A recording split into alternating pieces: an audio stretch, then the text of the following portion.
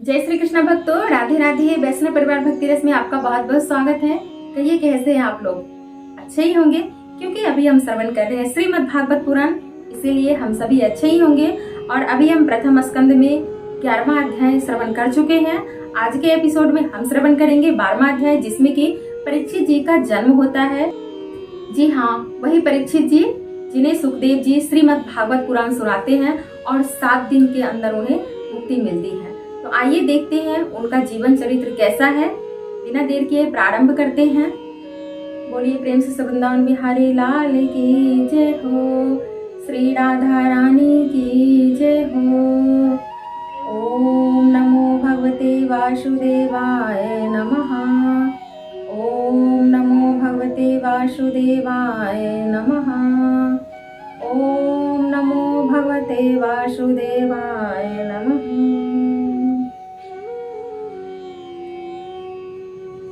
सौनक जी ने कहा, अश्वत्थामा ने जो अत्यंत तेजस्वी ब्रह्मास्त्र चलाया था, उससे उत्तरा का गर्भ नष्ट हो गया था, परंतु भगवान ने उसे पुनः जीवित कर दिया था।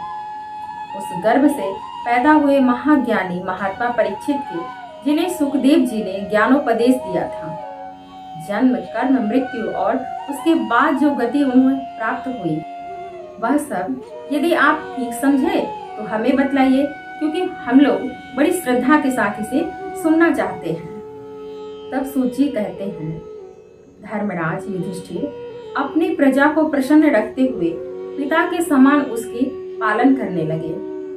भगवान श्री कृष्ण के चरण कमलों के सेवन से वे समस्त भोगों से निष्प्रिय हो गए थे।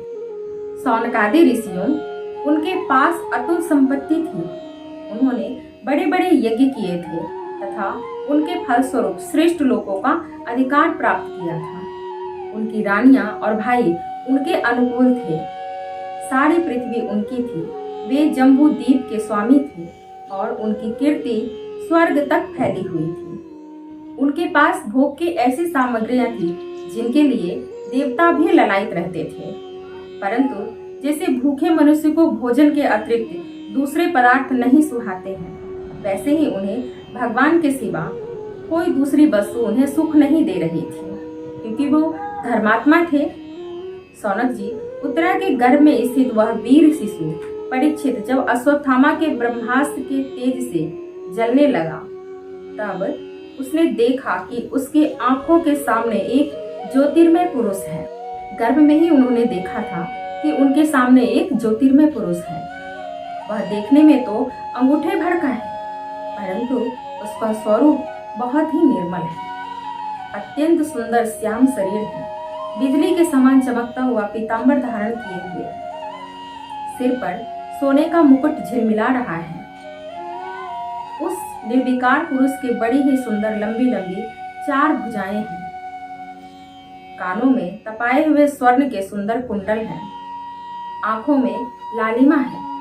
हाथ में लूके के समान जलती हुई गदा लेकर उसे बार बार घुमाता जा रहा है और स्वयं शिशु के चारों ओर घूम रहा है। वो भगवान उत्तरा के गर्भ में थे, जिसे परीक्षित जी ने देखा था। जैसे सूर्य अपनी किरणों से कोहरे को भगा देते हैं, वैसे ही वह उस गदा द्वारा ब्रह्मास्त्र के तेज को शांत कर रहा था। उस पुरुष को अपने समीप देखकर वह गर्भस्थ शिशु सोचने लगा कि यह कौन है।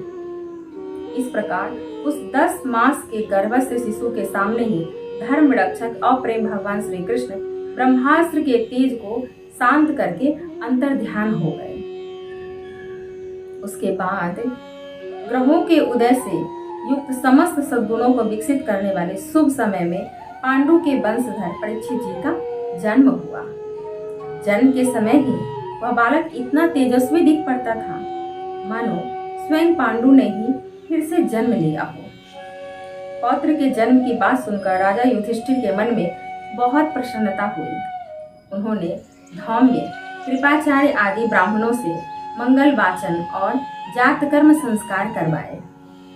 महाराज युधिष्ठिर दान के योग्य समय को जानते थे।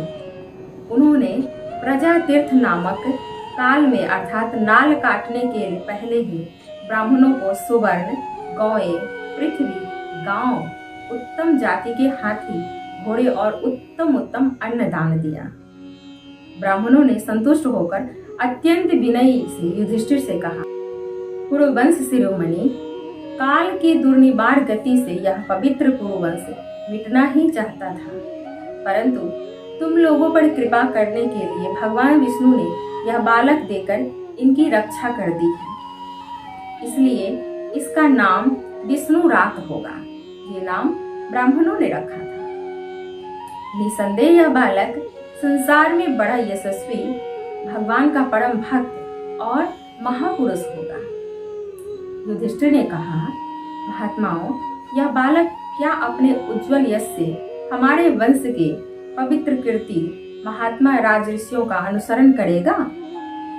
ब्राह्मणों ने कहा, धर्मराज, यह मनुपुत्र इक्ष्वाकु के समान अपनी प्रजा का पालन करेगा तथा दशरथ नंदन भगवान श्री राम के समान ब्राह्मण भक्त और सत्य प्रतिज्ञा होगा। यह उसी नरेश शिवी के समान दाता और शरणागत वत्सल होगा तथा यज्ञों के दुष्यंत के पुत्र भरत के समान अपने वंश का यश फैलाएगा। धनुर्धरों में यह सहस्त्रबाहु अर्जुन और अपने दादा पार्थ के समान अग्रगण्य होगा। यह अग्नि के समान दूरधर्ष और समुद्र के समान दुस्तर होगा। यह सिंह के समान पराक्रमी, हिमाचल की तरह आश्रय लेने योग्य और पृथ्वी के सदृश तितिक्षु और माता पिता के सामने सहनशील होगा। क्योंकि आजकल कलियुगी बच्चे माता पिता को जवाब दे देते हैं, लेकिन पहले के समय में पुत्र अपने माता पिता को जवाब नहीं देते थे, सहन करते थे। इसमें पितामह ब्रह्मा के समान क्षमता रहेगी। भगवान शंकर की तरह यह कृपालु होगा और संपूर्ण प्राणियों को आश्रय देने में यह लक्ष्मीपति भगवान विष्णु के समान होगा। यह समस्त सद्गुणों में श्री कृष्ण की तरह अनुयायी होगा। रंती देव के समान उदार होगा और यज्ञाति के समान धार्मिक होगा। धैर्य में बलि के समान और भगवान श्री कृष्ण के प्रति दृढ़ निष्ठा में यह प्रहलाद के समान है। यह बहुत से अश्वमेध यज्ञों का करने वाला और वृद्धों का सेवक होगा। इसके पुत्र राजऋषि होंगे। मर्यादा का उल्लंघन करने वालों को यह दंड देगा। यह पृथ्वी माता और धर्म की रक्षा के लिए कलयुग का भी दमन करेगा। ब्राह्मण कुमार के शाप से लक्ष्य के द्वारा अपनी मृत्यु सुनकर यह सबकी आसक्ति छोड़ देगा और भगवान के चरणों की शरण लेगा। राजन, व्यास नंदन सुखदेव जी से यह आत्मा के यथार्थ रूप का ज्ञान प्राप्त करेगा और अंत में गंगा तट पर अपने शरीर को त्याग कर निश्चय ही अभय पद प्राप्त करेगा। ज्योतिष शास्त्र के विशेषज्ञ ब्राह्मण राजा युधिष्ठिर को इस प्रकार बालक के जन्म का फल बतलाकर और भेंट पूजा लेकर अपने अपने घर को चले गए। इसीलिए कहते हैं, पूत के लक्षण पालने में ही दिख जाते हैं। वही यह बालक संसार में परीक्षित के नाम से प्रसिद्ध हुए, क्योंकि वह समर्थ बालक गर्भ में जिस पुरुष का दर्शन पा चुका था, उसका स्मरण करता हुआ लोगों में उसी की परीक्षा करता रहता था कि देखे इनमें से कौन सा वह है। जैसे शुक्ल पक्ष में दिन प्रतिदिन चंद्रमा अपनी कलाओं से पूर्ण होता हुआ बढ़ता है, वैसे ही वह राजकुमार भी अपने गुरुजनों के लालन पालन से क्रमशः अनुदिन बढ़ता हुआ शीघ्र ही सयाना हो गया। इसी समय स्वजनों के वध का प्रायश्चित करने के लिए राजा युधिष्ठिर ने अश्वमेध यज्ञ द्वारा भगवान की आराधना करने का विचार किया, परंतु प्रजा के द्वारा वसूल किए हुए कर और दंड की रकम के अतिरिक्त और धन नहीं होने के कारण वो चिंता में पड़ गए।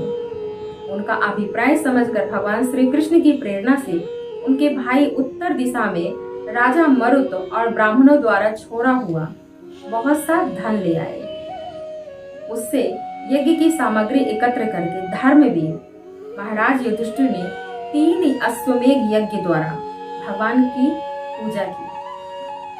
युधिष्ठिर के निमंत्रण से पधारे हुए भगवान ब्राह्मणों द्वारा उनका यज्ञ संपन्न कराकर अपने सुहृदय पांडवों की प्रसन्नता के लिए कई महीनों तक वहीं रह गए। फिर से भगवान आते हैं और वहीं रह जाते हैं। सौनक जी इसके बाद भाइयों सहित राजा युधिष्ठिर और द्रौपदी से अनुमति लेकर अर्जुन के साथ यदुवंशियों से घिरे हुए भगवान श्री कृष्ण द्वारिका के लिए प्रस्थान करते हैं। अश्वमेध यज्ञ के बाद भगवान श्री कृष्ण फिर द्वारिका के लिए प्रस्थान करते हैं। बोलिए प्रेम से जय श्री कृष्णा, राधे राधे। भक्तों, आपको ये एपिसोड कैसा लगा हमें कमेंट करके जरूर बताइएगा और अपने दोस्तों के साथ इस वीडियो को शेयर करना बिल्कुल मत भूलिएगा। चैनल पे अगर आप न्यू हैं चैनल को सब्सक्राइब जरूर कीजिएगा और अपने दोस्तों के साथ भी शेयर कीजिएगा ताकि हमारे सनातन धर्म का ज्यादा से ज्यादा प्रचार हो सके। मिलते हैं नेक्स्ट वीडियो में, तब तक के लिए जय श्री कृष्णा, राधे राधे।